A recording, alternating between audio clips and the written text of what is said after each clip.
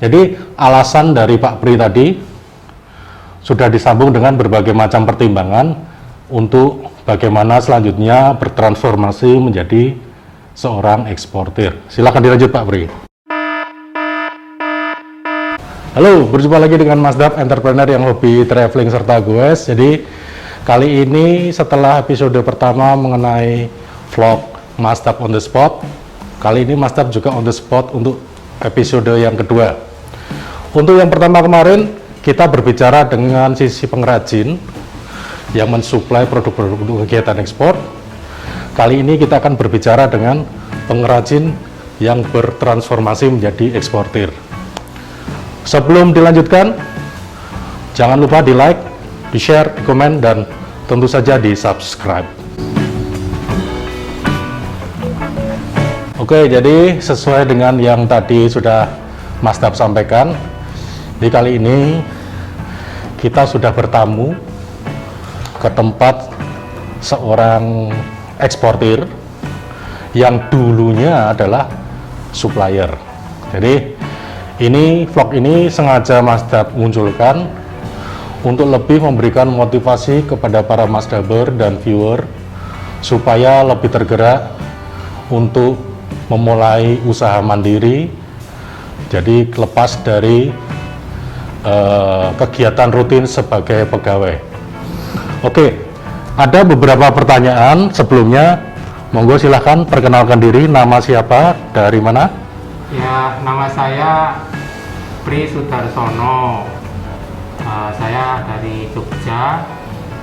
Kantor dan gudang saya ada di Jalan Bantul. Perlu disebutkan nama perusahaannya nggak, Pak? Monggo silahkan. Ya, nama perusahaan CV Pondok Daun. Kira-kira gitu, Pak. Oke, terima kasih. Panggilannya apa nih, Pak? Hah? Yang Pri aja. Pak Pri. Oke, Pak Pri. Bisa diceritakan profesi sebelum menjadi seorang eksportir itu sebelumnya apa, kegiatannya, kok akhirnya memutuskan untuk menjadi eksportir? Oke. Sebelum jadi eksportir, tadi sudah disebutkan oleh Mas Dap tadi bahwa saya ini supplier. Saya supplier untuk melayani ekspor. Produknya? Produknya batu. Oke, jadi Pak Pri ini adalah supplier spesifik menguasai produk-produk berasal dari batu. Monggo silahkan dilanjut. Nah, kira-kira sekitar 8 tahun yang lalu permintaan akan batu, khususnya batu cetak untuk pasaran ekspor, baik itu langsung maupun melalui eksportir, itu mengalami penurunan. Oke. Dan tempat perusahaan saya nyaris mati. Disebabkan karena produk-produk ini juga diproduksi oleh negara-negara lain, Oke. terutama Vietnam, China, dan harganya jauh lebih murah. Oke, jadi faktor kompetisi dengan negara lain ya, Iya, akhirnya menurun produksinya. iya. Oke. Dan saya juga terlambat untuk mendevelop dengan material-material yang baru yang lebih murah. Oke. Dan waktu itu tidak ada pilihan lain, saya harus melakukan sesuatu supaya ya saya tetap hidup gitu. Oke, berarti artinya Pak Pri ini memutuskan menjadi seorang eksportir itu dikarenakan alasan tersebut tadi ya, karena permintaan produk atau demand-nya untuk produk ekspor itu semakin menurun, dan secara kompetisi kita juga kalah dengan negara-negara lain, dan keterlambatan untuk melakukan inovasi sehingga membuat akhirnya harga tidak kompetitif lagi. Dan pada titik di situ kemudian ada ide untuk bertransformasi menjadi eksportir itu sendiri. Demikian? Iya, kira-kira seperti itu. Oke, jadi para Mas Daber bisa mempelajari di sini. Jadi sebenarnya siapapun dengan latar belakang apapun, kalau sudah menemukan satu motivasi, bisa menjadi eksportir. Bidang apapun, kebetulan contoh di sini masih di bidang handicraft atau kerajinan. Jadi di bidang apapun sebenarnya bisa, kalau kita memang benar-benar punya passion di bidang ekspor. Oke, terus dari keputusan itu secara resmi dinyatakan sebagai eksportir itu legalitasnya mulai tahun berapa? Ya, jadi ceritanya perlu dulu sampai Ya. sana. Jadi saya melihat produk batu ini dan turunannya itu saya tidak bisa bergerak lagi. Ya bukan mati tidak, tetapi permintaannya turun. Oke. Oleh karena itu saya harus melangkah membuat satu perusahaan yang multi produk. Artinya dari basis produksi menjadi basic trader. Oke. Jadi trading company. Nah, kalau saya trading company, kalau saya tidak terpaku pada satu material, tetapi ke multi produk. Jadi dari ada batu, natural fiber, kayu, bahkan mungkin metal dan seterusnya. Dan saya juga belajar dari eksportir yang lain bagaimana mereka menyiapkan satu perusahaan seperti yang saya inginkan. Dan saya belajar paling tidak ke 3 orang eksporter. Dan saya belajarnya cukup detail. Dan itu makan waktu sekitar 1 tahun untuk mempelajari seluk-beluk bagaimana menyiapkan itu, marketnya seperti apa, segmentasinya seperti apa. Dari situ saya memilih. Oke, jadi para Mas Daber dan viewers dimanapun berada, jadi perjalanan Pak Pri ini bisa menjadi salah satu inspirasi buat kalian. Jadi sebenarnya untuk mencapai titik tertentu itu kita diharuskan untuk berani keluar dari zona yang selama ini sudah kita tekuni. Kita harus mempelajari, mengadaptasi, menyesuaikan diri, dan kemudian mengambil langkah untuk memperbaiki kondisi tersebut. Jadi alasan dari Pak Pri tadi sudah disambung dengan berbagai macam pertimbangan untuk bagaimana selanjutnya bertransformasi menjadi seorang eksportir. Silakan dilanjut Pak Pri. Nah, jadi yang penting buat kami waktu itu memutuskan buyer siapa dan sifat-sifat buyer. Setelah saya pelajari beberapa pertimbangan, yang pertama saya menginginkan berhubungan dengan buyer pembeli luar negeri yang sifatnya bisa continue, bisa memberikan order setiap bulan dengan kuantiti yang cukup bagus dalam ukuran saya. Oke. Nah, oleh karena itu saya memilih buyer-buyer tertentu yang ternyata mereka tidak langsung import itu ke Indonesia, itu tidak langsung mereka melalui buying agent. Oke, buying agent. Oke, good. Ya, jadi ini kata kunci saya yang pertama, bahwa saya akan menawarkan produk saya itu melalui buying agent, dan waktu itu juga tidak mudah sampai ke sana. Itu pertama. Yang kedua, kalau melalui buying agent dengan buyer-buyer yang ada pada mereka, diperlukan modal yang cukup besar. Oke, seberapa besar? Waktu itu 9 tahun yang lalu, dari perhitungan saya harus punya cash in hand itu sekitar 3M. 3M, oke. Ya, saya tidak punya uang sebanyak itu. Oke, solusinya? Solusinya saya melakukan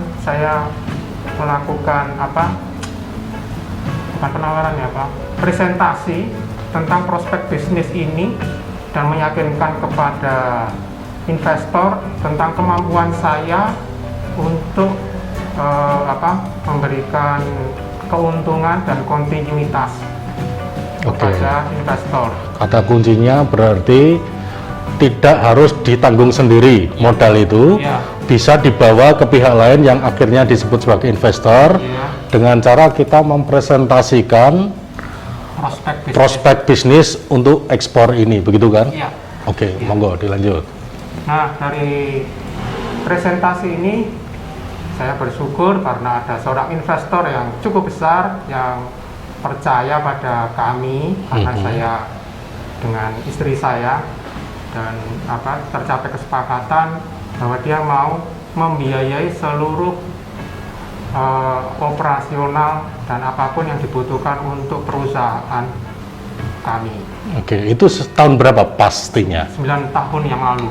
9 tahun yang lalu berarti 2011. Ya, 2011. 2011, oke, 2011 mendapatkan investor dan mulai bergerak 2011 itu. Ya. Kalau dihitung dari jarak 2011 sampai dengan munculnya pekerjaan yang pertama kali, butuh berapa lama? 1 bulan. 1 bulan, oke. Jadi para Mas Daber dan viewers bisa tahu ya, time frame atau rentang waktunya kalau kita, tapi dengan catatan benar-benar sudah mempersiapkan semuanya dulu. Itu kalau kita mulai bergerak melakukan penawaran dan lain-lain, itu sebagai contoh Pak Pri ini dalam waktu 1 bulan sudah mendapatkan aktual order ya. Jadi artinya kita tidak bisa sekedarnya berjalan apa adanya tanpa persiapan. Nah, 1 bulan itu dari titik awal semuanya sudah tersetting dengan jelas, dengan rapi. Jadi waktu melakukan penawaranmu prosesnya bisa berjalan lancar. Ya kan. Nah, untuk persiapan sendiri tadi kalau tidak salah disebutkan 1 tahun ya. 1 tahun. Oke, 1 tahun. Jadi sebenarnya dalam masa 1 tahun itu bisa dilakukan persiapan-persiapan mencakup perizinan kalau tidak salah, betul? Perizinan malah Terakhir ya? Malah Jadi, terakhir. Saya mempelajari bagaimana saya bisa masuk menjadi pemasok melalui buying agent. Oke. Ini yang paling sulit. Oke. Nah, Mendapatkan akses ke buying agent berarti. Mendapatkan akses. Oke. Dan saya bersyukur paling tidak ada 3 semacam konsultan saya. Oke. Nah, salah satu sih saya sebutkan aja namanya Pak Thomas. Itu salah satu eksportir gitu. yang cukup berpengalaman. Ada lagi beberapa teman yang lain yang memberikan cara-cara bagaimana apply ke Agent. Dan Oke. waktu itu ada 2 agent yang cukup besar. Saya sebut aja namanya. Boleh? Itu Lee and Fung Di? Jakarta, Oke. tapi dia punya kantor pusat di Hong Kong. Oke. Dan dia menjadi buying agent untuk buyer-buyer besar di seluruh dunia. Yang kedua, William O'Connor, itu juga punya kantor di Jakarta, tapi ini perusahaan global, perusahaan Amerika. Oke. Kata kuncinya waktu itu adalah lolos ke buying agent dulu, baru memikirkan yang lain. Kalau boleh tahu syarat atau untuk apa yang perlu disiapkan supaya bisa masuk ke buying agent, spesifik aja dulu untuk bisa ke buying agent, yang perlu dipersiapkan Pak Pri pada waktu itu apa? Istilahnya apa itu? List produk saya, semacam katalog. Semacam katalog. Katalog itu. Oke. Dan katalog saya bersyukur saya hanya sekali email ke mereka. Pada waktu itu entah kenapa sekali email, terutama ke Livung. Sekali email saya melampirkan produk saya, dan yang saya tampilkan waktu itu adalah produk batu. Oke. Yang pertama Kudakala, yang kedua basket. Dan dari 2 ini buying agent tersebut menilai bahwa produk saya akan bisa diterima oleh market dan harga yang saya tawarkan cukup bagus. Oke. Nah, tidak menunggu 1 hari dan itu langsung dijawab. Dan minggu berikutnya tim dari buying agent dari Lee and Fung itu datang ke Jogja dan dia visit ke kantor dan gudang saya untuk melihat semuanya. Ya, masih bersama dengan Mas Dap, entrepreneur yang hobi traveling serta goes. Jadi sebelum kita lanjutkan pembicaraan yang asik ini, silakan diberikan likes dulu, di share, di komen. Kalau ada pertanyaan berkaitan dengan kegiatan ekspor, silakan tulis dan tunjukkan dukungan kalian dengan cara di subscribe supaya channel ini bisa semakin memberikan konten-konten yang bermanfaat. Oke, melanjutkan tadi, mengapa memilih ke buying agent kok bukan ke direct buyer? Ya, begini ya teman-teman semua, ketika saya sebagai pengrajin sebenarnya saya sudah beberapa kali ikut pameran untuk mendapatkan direct buyer yang langsung.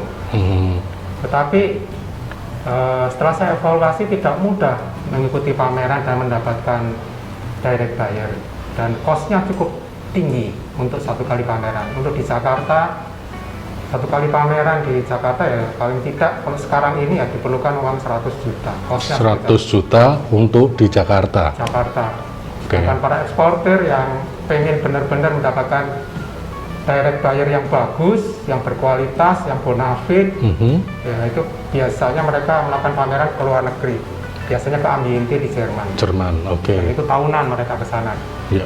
Biayanya paling tidak yang 400-500 juta ke sana untuk membuat pameran, dan itu belum tentu berhasil. Belum tentu mendapatkan order. Iya. Ini pertimbangan utamanya ya. Iya, Oke. betul. Nah, Walaupun Pak, kalau misalnya dapat, itu marginnya bagus mereka ini dibanding dengan melalui buying agent. tapi Tapi cost untuk biaya marketingnya jauh lebih murah. Oke, jadi itu ya Iya. untuk ke buying agent. Sekarang kita kembali fokus di buying agent. Tentunya buying agent itu untuk menerima calon eksportir baru itu memiliki persyaratan yang harus dipenuhi, betul kan? Betul. Oke, kira-kira berdasarkan pengalaman itu apa saja sih yang diminta oleh sisi buying agent? Baik, persyaratannya cukup banyak, tetapi gini, ketika Anda nanti datang ke buying agent, itu persyaratan yang sifatnya formal itu di belakang. Yang di depan adalah pertama desain. Oke, jadi desain ya, kita Desain. berjuang di desain ya. Anda harus tahu market Eropa, Amerika, Taste-nya seperti taste-nya apa? seperti apa. Oke, Yang kedua price, harus harga kompetitif. ya harus Oke. kompetitif, harus mempelajari misalnya kalau barang seperti ini siapa aja yang buat. Indonesia, hanya Indonesia kah? Apa ada Ada negara-negara lain? negara-negara yang lain, nah itu bisa lihat di internet, semuanya sangat terbuka. Oke, Desain, harga, yang berikutnya adalah persyaratan legal dari mereka. Oke. Jelas itu legalnya harus lengkap. Lengkap. Yang berikutnya audit dari mereka. oke. Jadi diadakan audit ya. Audit. Itu mencakup apa saja kalau boleh tahu? Ya, audit tentang ketenaga kerjaan. Oke, berarti semacam normatif ya, gaji, lembur, fasilitas kesehatan gitu. Betul semuanya. Oke. Tentang ketenaga kerjaan harus sesuai dengan undang-undang yang berlaku di Indonesia. Oke, Yang kedua, kualitas dari kantor dan gudang kita, terutama ke gudang. iya. Itu ada audit Standar yang namanya khususnya ya. CityPad kalau tidak salah. CityPad, betul. CityPad. Iya. Anda bisa pelajari CityPad gitu. CityPad audit. CityPad audit. Iya. Dan itu harus lolos dari mereka semuanya. Kalau ini sudah, nah ini tinggal bagaimana kita memaintenance yang produk-produk kita, harga kita, dan harus selalu develop produk sesuai dengan dengan waktunya, sesuai dengan market yang tidak kita jangkau dan seterusnya. Jadi Oke. seperti itu kira-kira. Oke, jadi termasuk kompleks juga ya, makanya diperlukan tadi persiapan sekitar 1 tahun ya. Iya, 1 tahun itu sebenarnya belajar sebenarnya. Ya maksudnya kita sebelum masuk ke sebuah arena kan tentunya kita harus mempelajari dulu kan. Iya. Apa saja yang perlu dipersiapkan, jadi 1 tahun. Mungkin dari para Masdaber dan viewers bisa beragam, nggak harus 1 tahun. Mungkin ada yang bisa lebih cepat, ada mungkin ada yang lebih lama lagi daripada Pak Pri di sini. Intinya adalah konsistensi, ya kan, untuk tetap di situ, berani keluar dari zona nyaman yang lama, ya, menuju ke zona yang baru, dan istilahnya dinamis. Karena apa?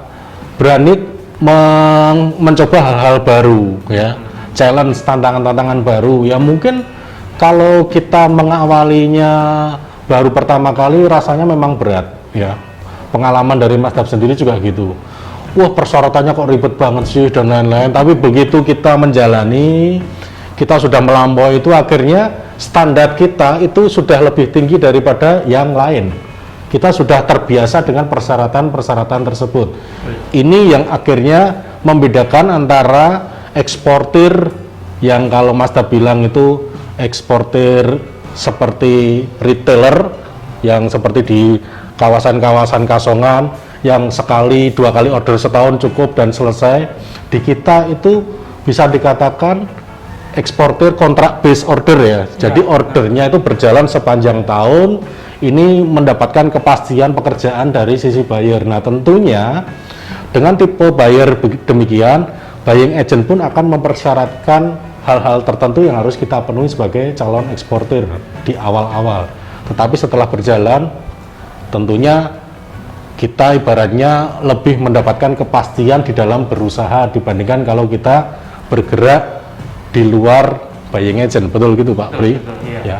Jadi ini pelajaran. Jadi semua hal kalau kita mau mempelajari, kita mencoba menguasai, akhirnya kita mampu, itu kedepannya itu lebih mempermudah, akan membuat kita jauh lebih mudah daripada kita asal-asalan hanya sekedar yang penting aku nawak ke, yang penting aku ekspor. Jangan begitu. Kita harus menjadi entrepreneur yang mandiri dengan kekuatan sendiri, artinya siap berkompetisi tanpa fasilitas, tanpa koneksi. Itu yang menjadi kebanggaan kita. Kecil tidak apa-apa, tapi kualitasnya yang bisa kita banggakan. Kita lanjutkan lagi, jadi tadi dalam 1 bulan bisa mendapatkan order. Ya, saya belum punya yang mengurus dokumen, belum punya. Jadi waktu itu hanya diurus oleh 4 orang. Saya, istri saya, saya sebagai marketing merangkap produksi. Oke. Istri saya sebagai keuangan merangkap dokumen ekspor. Suka duka apa yang dialami yang paling menyenangkan dan paling menyedihkan yang bisa dibagikan kepada para Mazdaber dan viewers supaya tidak terkaget-kaget seandainya nanti menemui hal seperti ini. Ini adalah bagian dari perjalanan seorang Pak Pri, ya, dari perusahaan Pondok Daun ya. Oke, demikian para Mazdaber serta viewers dimanapun berada, obrolan kita di vlog Mazdab on the Spot. Jadi bersama dengan eksportir juga Pak Pri dengan bendera usahanya Pondok Daun, bergeraknya masih sama di bidang ekspor kerajinan, berada di kawasan Kota Bantul. Semoga menginspirasi, menambah motivasi dan memberikan semangat bagi para Mazdaber dan viewers. Sekali lagi, matur nuwun dan salam Indonesia.